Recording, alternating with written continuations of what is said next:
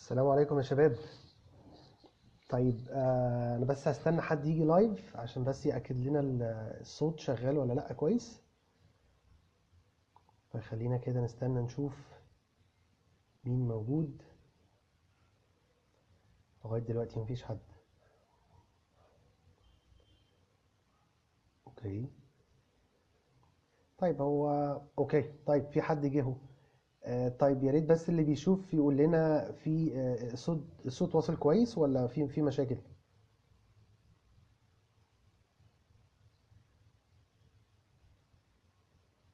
طب اعمل لايك. طيب اوكي. طيب تمام.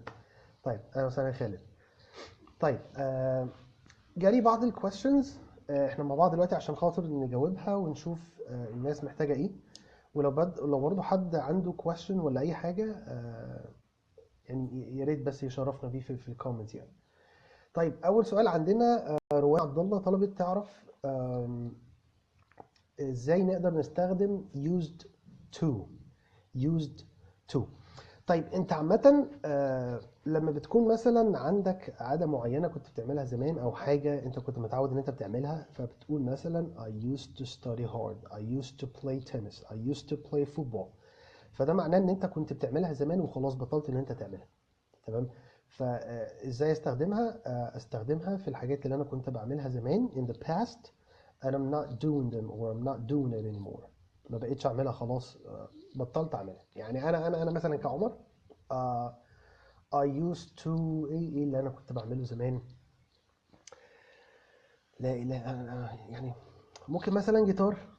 طيب ايوه مثلا اقول I used to play guitar. ده معناه ان انا ما بلعبش جيتار دلوقتي. طيب كده اتمنى ان احنا جاوبنا السؤال بتاع ازاي استخدم used to. نخش على السؤال التاني. سؤال زياد مصطفى. زيزو انت شايفنا صح؟ طيب طيب زياد كان بيقول حرف التي ده اللي دوخنا كلنا من الامريكانز. دايما بيشقلبوه بيغيروه لحاجات تانية. فخليني بس اديكم شوية examples كده ازاي الحرف ده بيتغير والساوند بتاعه بيختلف من كلمة لكلمة من وضع لوضع من sentence يعني خلينا بس نعرف ايه اللي بيحصل فيه. حرف التي عامة بالذات في الامريكان اكسنت بيتغير كتير قوي زي مثلا كلمة water. water مش بيقولوها water خالص. بيقولوها water water water. بيتحول يبقى حاجة ما بين الدي بتاعت الانجليش والره بتاعت العربي. بيبقى حاجه كده ما بينهم يعني. تمام. آه فده اول حاجه من الحاجات دي. طب ازاي ليه بقى بيتغير او ايه اللي بيخليه يتغير يبقى حاجه زي الره العربي. لما بيجي ما بين حرفين او ما بين صوتين فاولز. ايه الفاولز بتوعنا؟ ايه الفاول ساوندز عندنا؟ الفاولز اللي هم اي او يو اي ان اي. لما بيجي التي ما بين التو ساوندز اوف فاولز بيتغير بيبقى حاجه زي العربي. الره العربي كده زي كلمه water زي كلمه letter زي كلمه computer. بيدي نفس الصوت ده. برضو اختلاف تاني عندك لما اي كلمه بتنتهي بحرف التي وقبل التي بيبقى فيه برضو حرف من او ساوند فاول. يعني مثلا زي كلمة يعني I did this but whatever. تمام. but فعندنا but الكلمة دي آخرها t قبلها u ويو ده فاول. فمن هنا أقدر أغير الحرف التي ده أخليه حاجة زي أنت بتوقف الهواء اللي طالع من بقك. حاول كده معايا. بق بق بق. بس ما تضغطش على نفسك قوي وانت بتقولها يعني ما تبقاش زي كده فاهم. لا حاول مثلا تقول I did this but I did whatever. بس ما تضغطش عليها قوي. ما تقولش مثلا I did this but I did whatever. مش هنا. دي مش مكانها. تمام. فكده عرفنا ازاي بتتحول لره وازاي بتتحول تمام. الصوت الهواء اللي خارج من زورك او من جوه بقك بيقف. بق بق بق. في تغيرات تانية. تمام. بس دول اكتر حاجتين انا عارف ان هم ممكن يكونوا مضايقينك او بيسببوا ان انت ما بتبقاش قادر ان انت تكاتش معظم الوردز اللي هم بيقولوها وبيبقى فيها جواها تي. سؤال تاني من احمد اسماعيل. ازاي اردح بالانجليزي؟ طب ردوا انتوا يعني. انا مش هرد يعني. لو حد عنده رد ممكن يرد على احمد يعني. انا مش احنا بنردح في مصر بس. مش في اللغه، يعني مالناش دعوه باللغه. ماشي يا ابو حميد، هعتبر ده قلش وهعدي للسؤال اللي بعده. مستر محمد فوزي قال لنا ازاي ان انا بشتغل مثلا على الانجليش بتاعي وما بحسش ان انا بتقدم، او مش بشعر ان انا في تقدم او في تحسن. طيب، عمرك ما هتحس بتحسن غير لو قعدت تتكلم كتير. يعني انا لو بتكلم ساعة بس في اليوم، او نص ساعة بس في اليوم، او 3 مرات بس في الاسبوع لمدة 5 دقايق 10 دقايق في المرة، فطبعا اكيد طبيعي ان انا مش هحس، لان انا اوريدي ان انا مش بتكلم زيادة. تمام. فانت عشان خاطر تحس بتحسن، انت محتاج ان انت تحط لنفسك سكيدجول، او محتاج تحط لنفسك حاجه زي بلان كده، او تايم تيبل، ان انت تبقى ماشي عليه. ان انا كل يوم مثلا هتكلم لمده ساعه ساعتين بالانجلش، وكل يوم ان انت ما تخليش يوم ان انت ما يعدي من غير ما تتكلم بالانجلش. طيب، زياد سأل سؤال تاني، قال في فيلم امريكي كلمه بارتي ما نطقش التي، ما قالش بارتي، هما فعلا بيقولوها باري. باري. طيب، فاكرين لما قلت لكم ان التي بتتحول لما بتيجي ما بين صوتين فاوز بتتحول لره؟ طيب، اسأل نفسك سؤال لذيذ. قول انت بتنطق الكلمة دي بارت واي ولا بارتي؟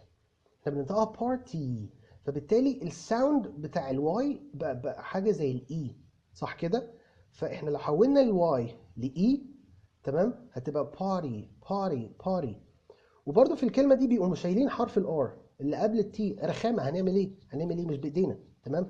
شالوا حرف الار، فبقى التي ما بين الاي اللي هي مكان الواي، واللي قبلها اي، فانت كده التي جت ما بين اي واي، فتحولت بقت باري. تنترارارا. هنعمل ايه بقى؟ مش في ايدينا والله يا زيزو، بس انا بحاول ان انا اساعدك يعني. بس فهمتها كده. طيب، على بال ما يرد علينا هنخش على السؤال اللي بعده. طيب، ازاي كان عبد الله ابو طالب سأل سؤال: ايه احسن اب او احسن موقع اقدر اخد منه البرونسيشن او النطق كويس؟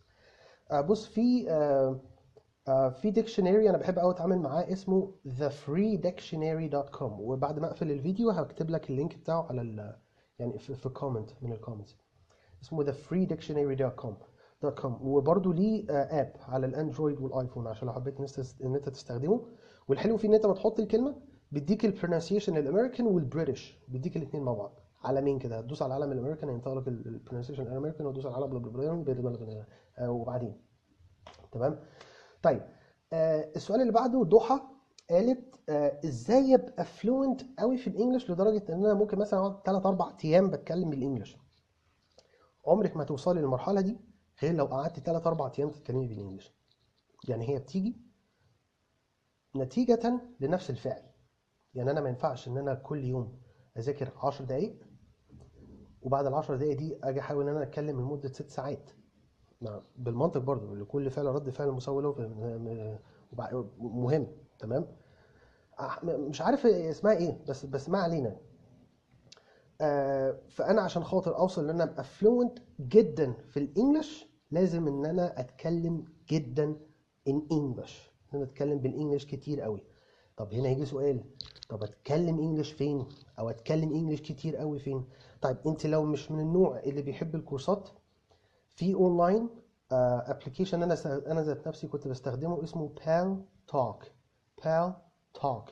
الابلكيشن ده بيديكي اتاحه ان انت ممكن تتكلمي مع الناس اونلاين ان انجلش. هتلاقي فيه تشات رومز كتيره قوي كده، تقدري ان انت تبراكتس يور انجلش يعني.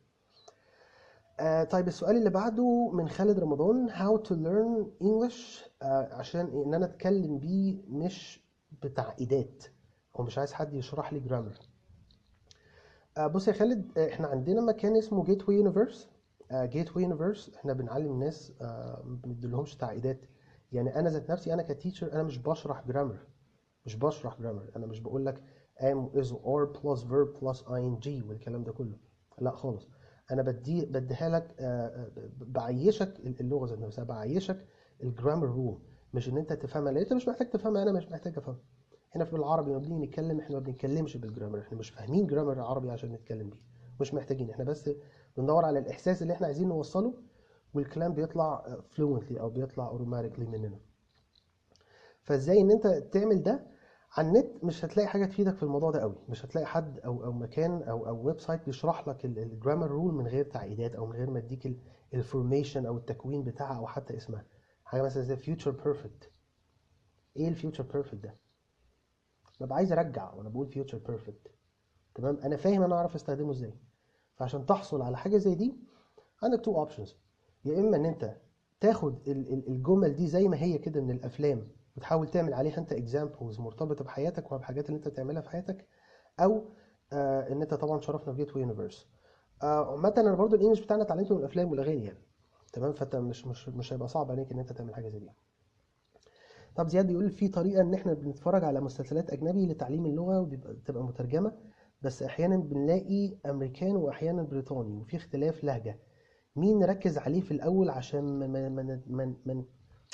ما نتشتتش؟ ايوه. اوكي، ماشي يا زيزو، بتعقدني. اوكي، طيب. ده سؤال حلو قوي، ازاي اركز مع البريتش ولا الامريكان؟ هي عامه هي مش هتفرق. يعني انت ركز مع البريتش ولا الامريكان على حسب ميولك انت عايز يبقى عندك اكسنت ايه. تمام، لان هي بتفرق في الاكسنت. واحيانا يعني خلينا نقول مثلا 5% بتختلف في استخدام الكلمات. زي مثلا الاسانسير بتاعنا البريتش بيقول لك عليه ليفت، والامريكانز بيقولوا عليه elevator. تمام، لكن غير كده هي بس بتفرق في نطق الكلمات. فانت عشان ما تتشتتش في البدايه لو انت لسه بيجنر، حاول بس تركز على اكسنت واحده. يعني لو هتتفرج على افلام بريتش خليك مكمل بريتش شويه. لو بتتفرج على افلام امريكان خليك مكمل في الامريكان شويتين ثلاثه. وانا ارجح بصراحه الامريكان. ليه؟ هي برضه في النهايه بتعتمد عليك انت، على رايك انت وراحتك انت. طب ليه انا بقى كعمر بقول لك امريكان؟ لان بص، يعني كام فيلم بريتش هتلاقيه موجود؟ 10% مثلا، 10% من الافلام كلها اللي موجوده في الدنيا مسلسلات. لكن قد ايه بقى هتلاقي امريكان؟ كتير قوي، واكسنتس مختلفه طبعا من الاماكن هناك. فانت هيبقى سهل عليك ان انت تلاقي حاجه، يعني مسلسل امريكان او فيلم امريكان او حتى اغنيه امريكان. تمام، لكن البريتش مش موجودين قوي قوي قوي. فعشان كده انا برشح لك الامريكان، بس تاني هعيدها لك مره تانيه. يعني ده بيعتمد على راحتك انت الشخصيه وهدفك. هل انت عايز تبقى معاك امريكان اكسنت ولا بريتش اكسنت؟ يعني اتمنى ان انا اكون كده جاوبت على سؤالك. احنا كده طيب. خالد كان بيسأل سؤال: تنصحني ازاي استمع بطريقة صحيحة، وايه افضل طرق اطور بيها الاستماع؟ الافلام الافلام يا خالد رمضان. لان الافلام دي اكتر حاجة تاخد منها words، اكتر حاجة تاخد منها grammar skill، اكتر حاجة تاخد منها idioms و expressions، واكتر حاجة تاخد منها كل حاجة ليها علاقة بالانجليش. طب ليه؟ لان انت قدامك انت بتشوف هم بيمثلوا بايه. لان طبعا يعني كميه ملايين الكلمات في الانجليش، بس انهي كلمات فيهم وانهي جرامر سكيلز وانهي ايديومز واكسبريشنز بيستخدموها في حياتهم اليوميه. لان في حاجات موجوده في الكتب بس، زي عندنا في العربي. يعني ايام بقى الجاهليه والحاجات اللي كانوا بيكتبوها في الشعر، هل بنستخدم الحاجات دي دلوقتي؟ مفيش، مستحيل. لا، احنا بنستخدم بس حاجات معينه. فانت ازاي بقى انت هتحصل على الحاجات المعينه دي؟ عن طريق الافلام والاغاني، ان انت تشوفهم بيستخدموا الحاجات دي قدام عينيك، تبقى سامعها وشايفها. ويا ريت يا جماعه اي حد بيتفرج علينا، اوعى تتفرج على فيلم انجلش وتكون حاطط قدامك ترجمه عربي زي تشانل 2 وام بي سي اكشن. مش عايزك تبقى تركز مع العربي. خلينا نفكر، لغه الانجليش دي جت ازاي اصلا؟ جت عن طريق ناس عايشين في منطقه معينه، ليهم كيانهم، ليهم عاداتهم، ليهم تقاليدهم. احنا كعربي اللغه جت بتاعتنا ازاي؟ جت ان احنا عايشين في منطقه معينه، لينا تقاليدنا معينه، لينا ثقافات معينه. طيب، لقينا حاجه ممكن تقرب اللغتين لكن ما تديش نفس المعنى. هتلاقي كلمات كتيره قوي في العربي ما تقدرش ان انت تدي نفس المعنى بتاعها للانجليش، والعكس صحيح. كلمات كتيره في الانجليش مش هتقدر ان انت تلاقي كلمه زيها بالظبط في العربي بتديك نفس المعنى. طب ده ناتج عن ايه؟ ما هو ناتج عن ان دي ثقافه ودي ثقافه تانية. ترجم لي كلمه كشري، ترجم لي كلمة محشي. ممكن نترجمها تطلع في سنتنس كاملة، لكن مش هتلاقي كلمة واحدة معناها كشري، كلمة واحدة معناها محشي. صدق جوت. ما علينا.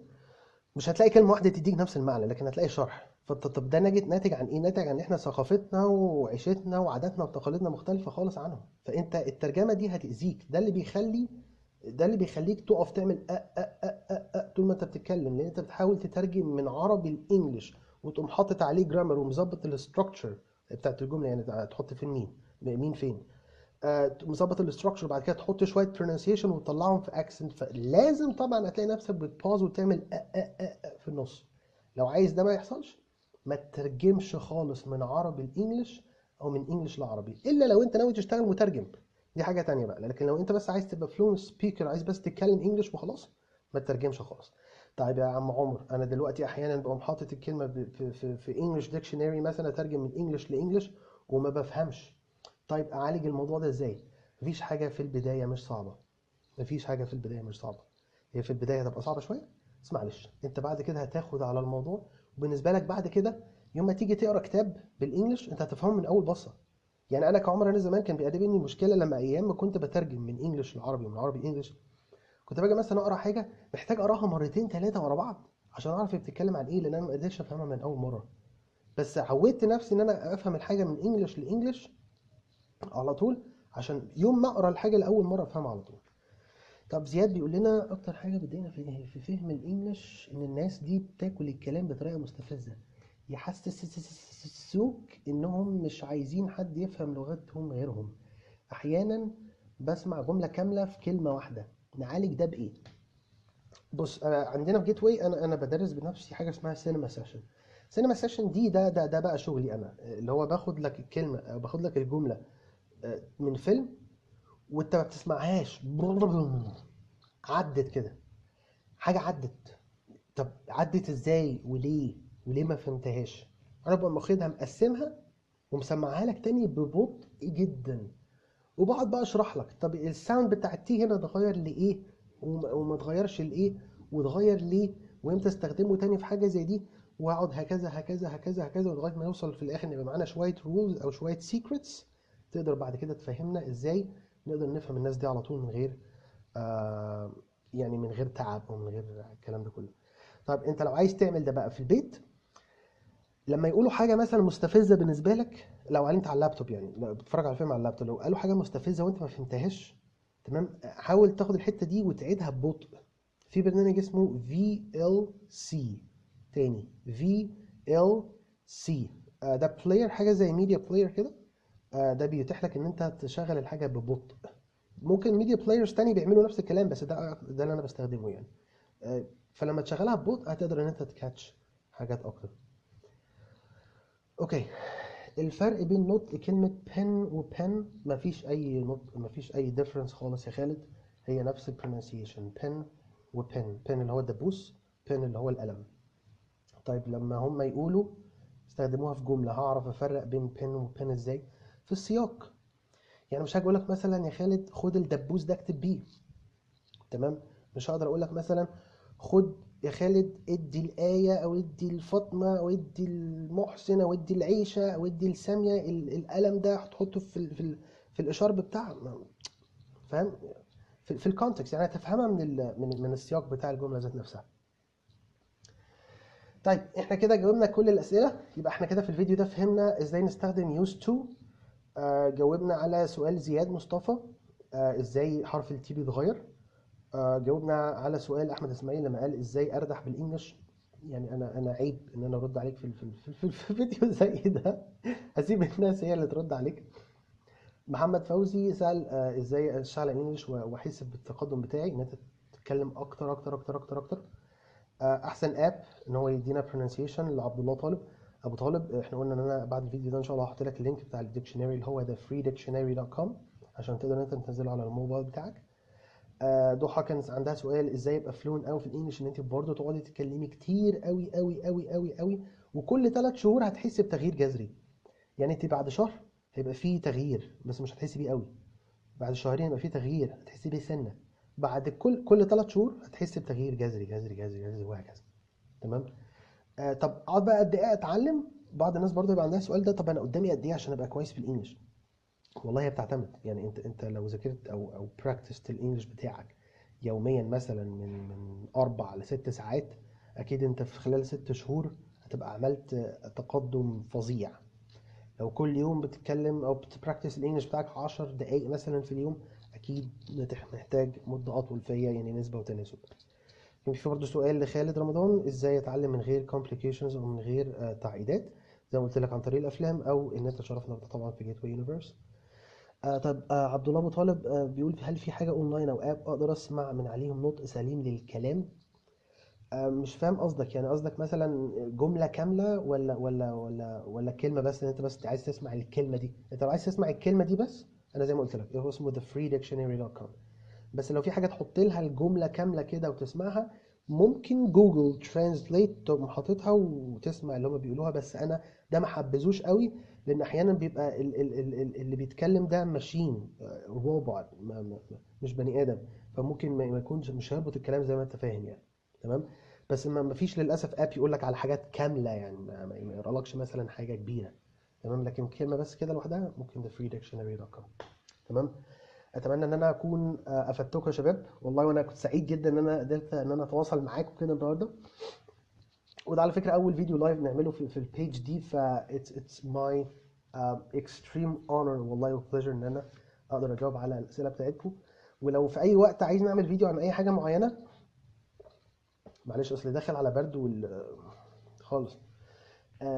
لو في اي وقت عايز نتكلم على فيديو معين او اجيب لك على سؤال معين، يعني يا ريت طبعا تبعت لي مسج، وانا هكون في الخدمه في اي وقت. و thank you very much.